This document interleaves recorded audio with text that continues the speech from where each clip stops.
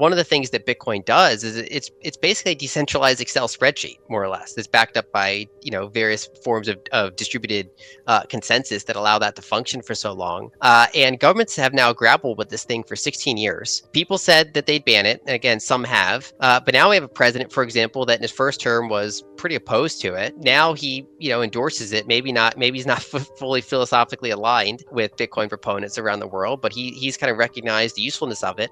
I think there's pretty clear game theory here where like people that were in kind of the Elizabeth Warren camp that were, kind of basing their identities or their brand around being anti-crypto or anti-Bitcoin. There's no money in that, whereas there's more money in supporting the candidates that would, at least allow marginal freedom to keep interacting with it. In addition, and this is my last point for this kind of part. As of the 4th of August, 2025, Bitcoin has risen from a low of $115,000 to above $117,000, creating headlines once more. Now, the question, is this the beginning of a fresh upswing and a far more significant financial transformation, or is it just another brief rebound? Lyn Alden observes something much more important taking place while traders argue over resistance levels and RSI patterns. Price isn't important. She contends that Bitcoin is more than just a speculative asset. It is a direct response to a global economy that is drowning in debt, shaky fiat promises, and fake liquidity. According to Alden, Bitcoin's decentralized, finite, and trustless nature positions it as a neutral reserve asset for the 21st century, where central banks are constrained and fiscal expenditure is unrestrained. In this interview, Lyn Alden explains the macro factors that are attracting capital to Bitcoin, the dangers that the markets are still ignoring, and why the long-term value proposition of Bitcoin is unaffected by volatility. For further updates on Bitcoin and the wider world of digital assets, please take a moment to like this video, subscribe to the channel, and enable post notifications before we go any further. Thanks, and enjoy the video. I would argue that shifting technology changes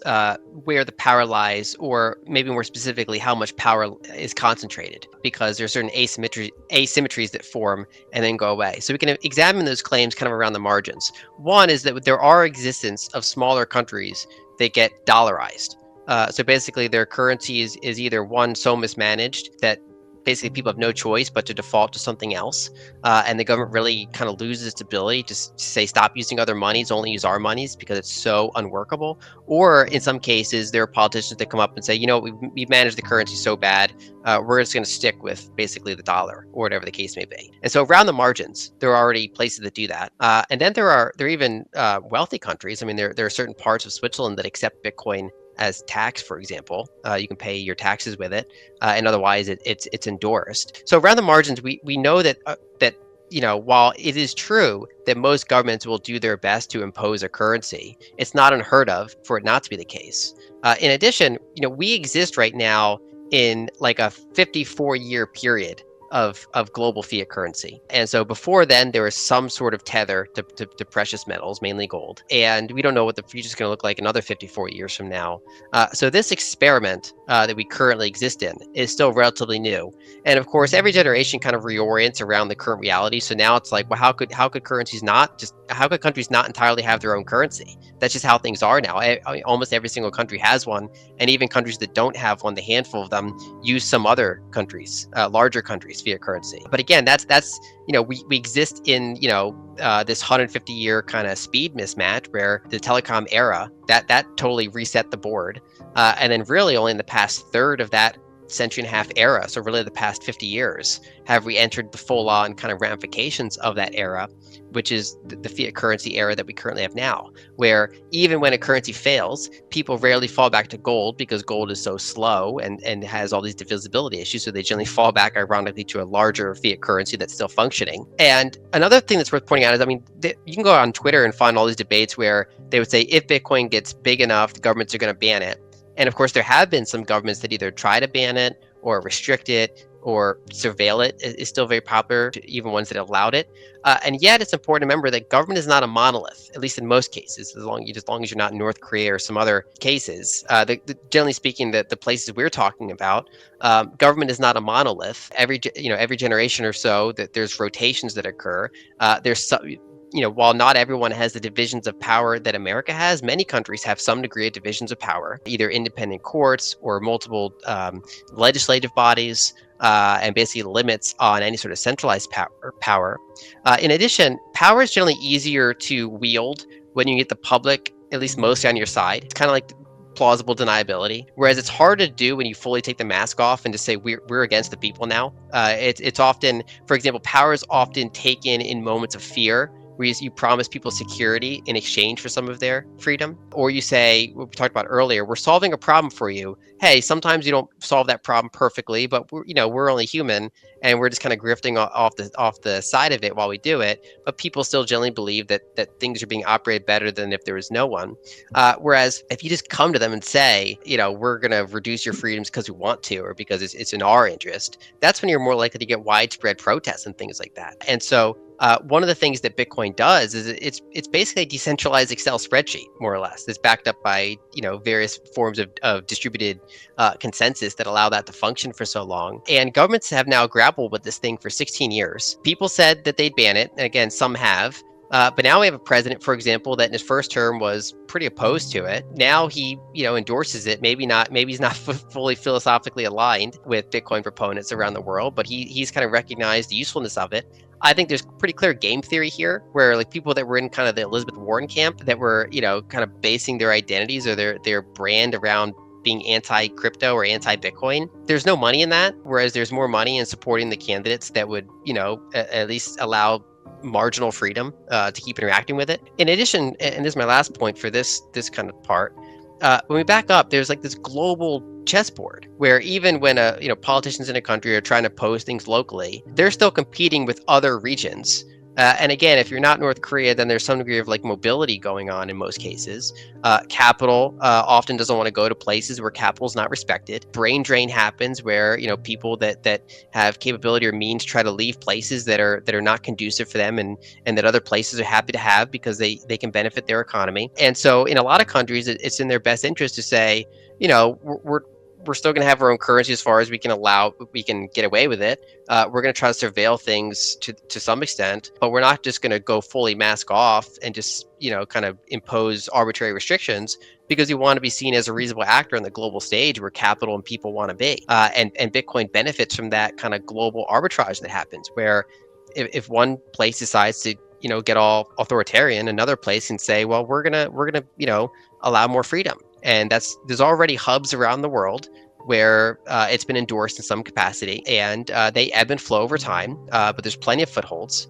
And then, we've already seen this for decades with the dollar, which is that the dollar finds its way into all these different little currency monopolies. The leaders aren't always thrilled about it, but there's generally only so much they can do without going 100% mask off. And if they go 100% mask off, they often start losing, the support of the people, which gets hard to maintain longer term. Power dynamics have always changed as a result of technology, which occasionally makes it harder for the government to regulate the economy. To safeguard their funds in nations with volatile currencies, people frequently resort to using stronger foreign currencies or digital assets like Bitcoin. Bitcoin can be used to pay taxes, even in wealthy, stable areas like sections of Switzerland. The majority of nations have been using fiat currency in place of gold for over 50 years, and because it's easier to use, individuals typically move to another nation's currency rather than gold when their home currency starts to falter. These days, Bitcoin is turning into that substitute. Governments attempt to regulate or control Bitcoin, but their power is limited, particularly as public support for the cryptocurrency grows. Countries may open their borders to innovation and investment if one cracks down on Bitcoin. As Bitcoin relocates to a more hospitable setting, this international competition actually helps the cryptocurrency's standing. To remain up to date on the most recent developments in Bitcoin, cryptocurrencies, and the digital economy, please take a moment to like this video, subscribe to the channel, and enable post notifications. I don't know if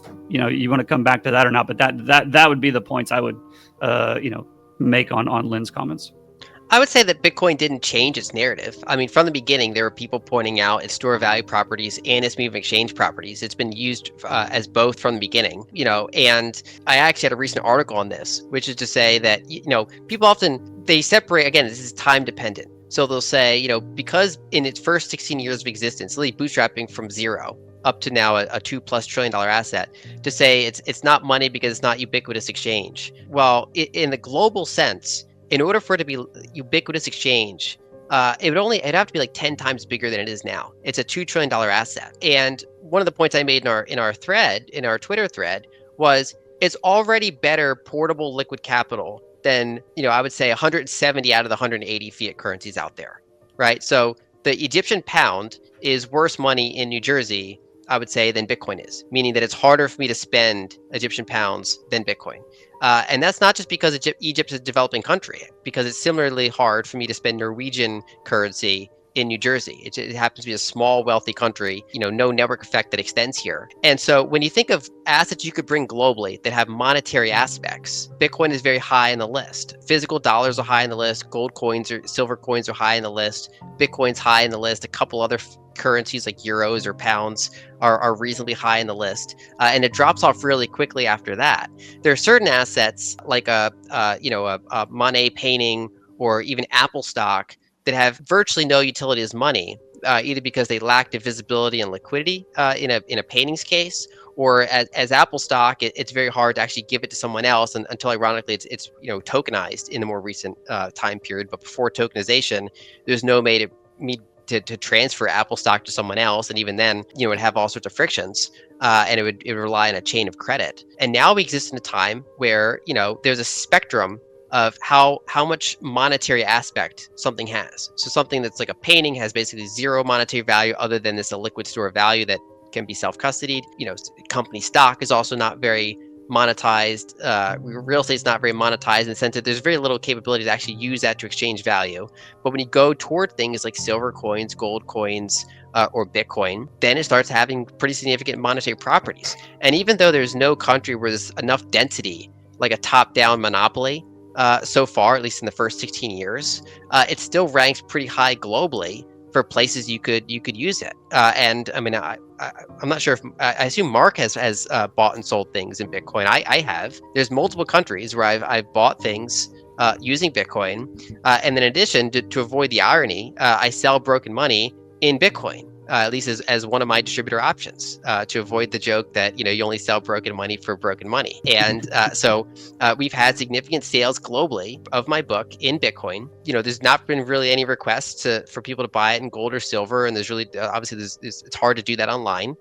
There's some credit ways to do it, but there was demand and requests for people that want to buy it in Bitcoin. So we met that, and then when I received that Bitcoin, I hold it. It's not something I immediately sell for something else. I hold it. And so we can debate philosophically what is money, but the few things that I've used in my life for money are, one, fiat currencies, because I'm born in this era, and two, Bitcoin. What does all of this mean? Lyn Alden makes a compelling argument that Bitcoin is currently money and doesn't need to become it. Even though you can't use it to buy coffee everywhere, it still functions as money on a worldwide basis. In actuality, outside of their home nations, Bitcoin is more valuable than the majority of national currencies worldwide. You'll soon realize how limited fiat money is if you try using Norwegian krone or Egyptian pounds in the United States. In contrast, Bitcoin is not dependent on a centralized authority and can be used internationally. It is simple to divide, move, and store. Additionally, Bitcoin allows consumers direct personal control over their wealth, unlike stocks or real estate, which are illiquid and frequently linked to credit institutions. In a world where governments have the power to take assets and issue infinite amounts of currency, that is particularly crucial. Lyn reminds us that the real worth of Bitcoin lies in its capabilities and design, not just in how frequently it is used today. People can keep value, transport it anywhere, and safeguard it against inflation or overreach thanks to this financial tool. Bitcoin's use as a medium of trade will only grow as its popularity rises. However, it continues to do something that few other assets can. It functions as worldwide portable capital independent of banks, borders, and public confidence in governments. Bitcoin is still in the early stages and has a long way to go. However, Lyn Alden claims that it is already one of the most promising types of currency in history. Bitcoin isn't just a part of the story. It's the story if you want to know where the financial industry is going. Please take a moment to like this video, subscribe to the channel, and enable post notifications for future Bitcoin, macroeconomic, and digital asset content. And as always, happy investing.